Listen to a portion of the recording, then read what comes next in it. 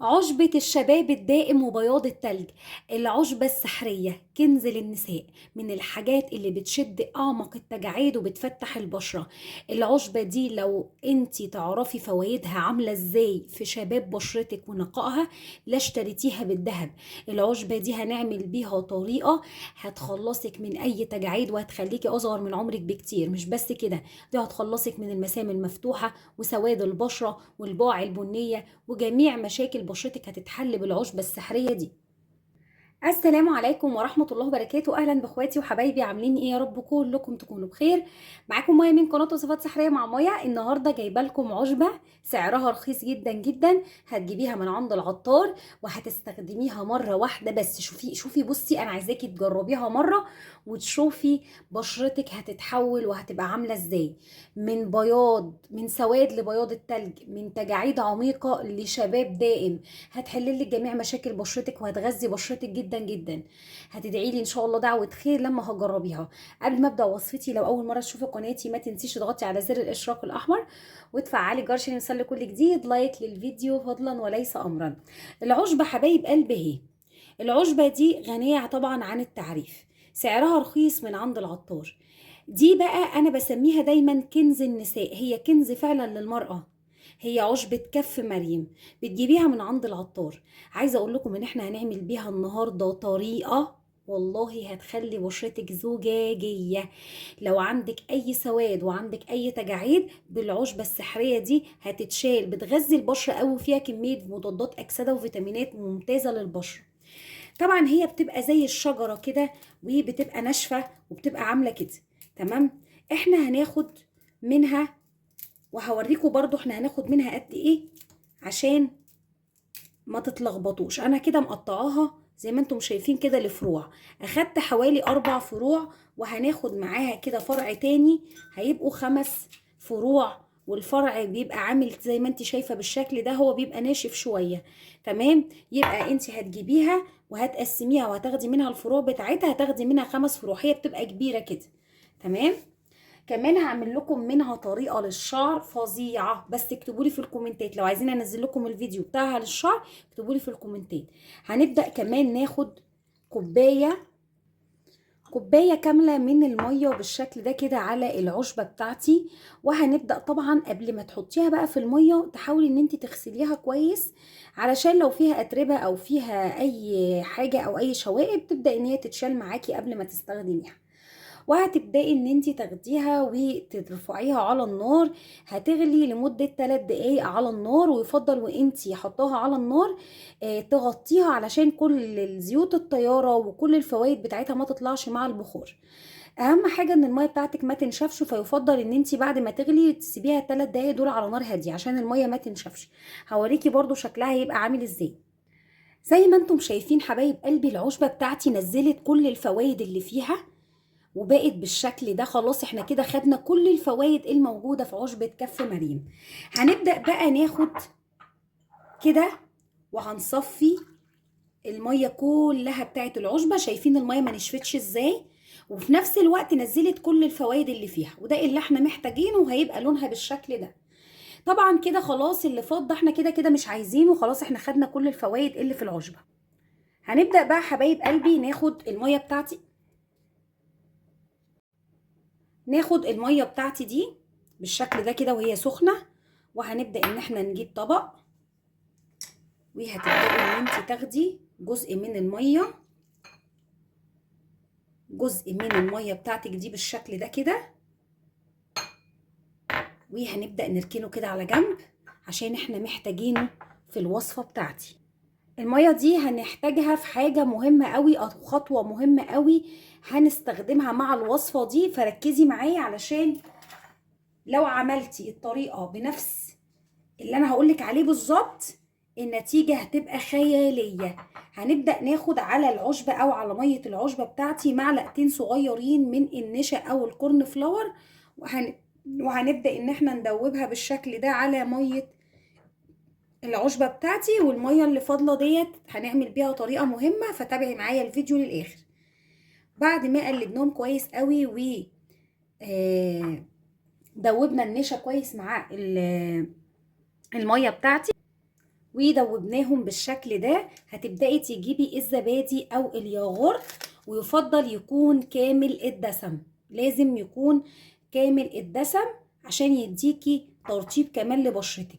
هناخد معلقتين صغيرين من الزبادي او الياغورت وهندوبها.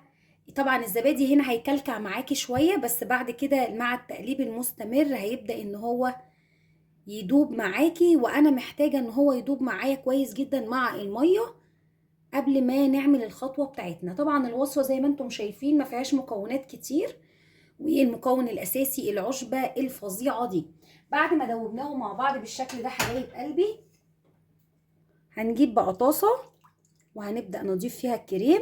الكريم هيبقى معاكي كميته كبيرة وهقولك تحتفظي بيه ازاي. هنبدأ ان احنا بقى ناخد المكونات بتاعتي وعلى نار هادية هنقعد نقلب تقلبتين 3 2 كده لحد ما القوام معاكي يتقل ويبقى زي الكريم. بس انا مش عايزاه يتقل معاكي يبقى كريم مكلكع او تكلكع معاكي وتبقى ناشفة. انا عايزاه يبقى قوام كريمي سايل، فما تسيبيهاش على النار كتير. هما تقلبتين 2 3 كده هتلاقيها تقلت معاكي حاجة بسيطة. اقفلي النار على طول وهوريكي برضو قوامها هيبقى عامل ازاي. زي ما انتم شايفين حبايب قلبي الكريم بتاعي زي ما انت شايفة هيبقى قوامه كده، قوامه سايل خالص. تمام. وطبعا الزبادي هو اللي عامل البياض او الشكل ده، وده عادي جدا يعني. هنبدأ بقى نضيف الكريم بتاعي بالشكل ده كده في الطبق، وهننقله في الطبق بالشكل ده.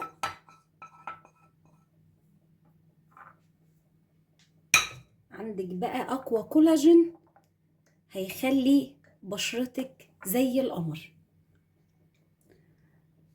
بعد كده حبايب قلبي هنبدأ بس نقلبه لحد ما نحس بس ان هو طلع كده السخونة اللي فيه، او يعني تقريبا دفي شوية، يعني ما يكونش سخن قوي، عشان المكون اللي هننزل بيه دلوقتي مش محتاج يبقى سخن قوي. وعلى فكرة المكون ده لو مش متوفر عندك هقولك تستبدليه بايه، وهل ممكن تستغني عنه ولا لا. هنقلبه كده بالشكل ده لحد ما نتأكد كده ان هو ايه، طلع السخونة شوية اللي فيه. بعد كده هتبداي تجيبي المكون ده، وده يا ريت يا ريت يكون عندك. هتبداي تجيبي العسل الطبيعي الابيض، وهناخد منه بسم الله معلقه صغيره من العسل الابيض، وهنقلبها بالشكل ده. طيب يا مايا ايه هو البديل؟ البديل جل الصبار او معلقتين من زيت جنين القمح، ده لو مش متوفر عسل طبيعي. بس لو هتسأليني عن الافضل يبقى الافضل تحطي عسل، لان العسل فيه كمية فوائد فظيعة للبشرة، كمان بتحفز الكولاجين جدا وبتغذي البشرة قوي، بتساعد على علاج مشاكل البشرة. بعد ما دوبنا العسل واتأكدنا ان هو داب تماما مع المكونات بتاعتي، هنبدأ بقى كده احنا خلصنا الكريم الاول بتاعي. طبعا شوية المية دول هنبدأ نشوف هنعمل بيهم ايه، عشان هقولك هتستخدمي الكريم ده ازاي. هنبدأ حبايب قلبي نجيب على المية ديت، هناخد نص معلقة من المكون ده، وده موجود في كل بيت، وما يعني هو مش غالي ولا هتشتريه اساسا، هو موجود عندنا كلنا، وهو الملح. ملح الطعام العادي جدا، محدش يستغرب الملح. انا دايما بقول الملح من الحاجات اللي بتنظف البشرة وبتعالج بكتيريا البشرة وبتعالج المسام والتجاعيد، من الحاجات المطهرة جدا للبشرة وملوش اي اثار جانبية. هنبدأ ندوب الملح بتاعي بالشكل ده على مية العشبة بتاعتي كويس جدا، عشبة كف مريم. هندوب الملح ولازم نكون مدوبينه كويس قوي بالشكل ده. بعد ما دوبناه كويس قوي بالشكل ده، هتبدأي بقى تجيبي اي قماشة كده، اي حتة قماشة كده قطنية نظيفة، وهتبدأي تغمزي بيها المكون ده المية دي، وهتبدأي تعملي عملية مساج لبشرتك في الاول قبل ما تستخدمي الكريم. هتعملي عملية مساج بالملح ومية العشبة بتاعتك بحركات كده دائرية، وهتعملي مساج. ده هيساعد بقى على تنظيف البشرة من جوه وتغذيتها من جوه، وعلاج فطريات البشرة والاوساخ المتراكمه. بعد كده هتبداي ان انت تنشفي وتغسلي كويس مكانها، وهتبداي تدهني الكريم بتاعك بالشكل ده على البشره وعلى تحت العينين وعلى جميع الاماكن اللي موجود فيها تجاعيد في بشرتك وسواد ومسام. وهتسيبيه على البشره 15 ل 20 دقيقه كامله. وهتستخدمي الوصفه دي لحد ما الكميه الكريم تخلص، هتستخدميه يوميا لمده اسبوع. والخطوتين هتعمليهم ورا بعض بس فقط لمدة اسبوع. طبعا من اول استخدام هتلاقي فرق رهيب، هتلاقي كمية بياض فظيعة. الباقي الكريم ده بتحتفظي بيه يقعد معاكي اسبوع بس، بتحطيه عندك في التلاجة في علبة نظيفة ما فيهاش اي مية، وبتسيبيه في التلاجة. ولما بتيجي تطلعيه من التلاجة عشان تستخدميه، بتبدأي تاخدي معلقة منه وبتسيبيها بدرجة حرارة المطبخ، وبتضيفي عليها معلقة من مية الورد عشان بس تفكيها، عشان هي تبقى معاكي مش سايلة شوية، تبقى جامدة شوية.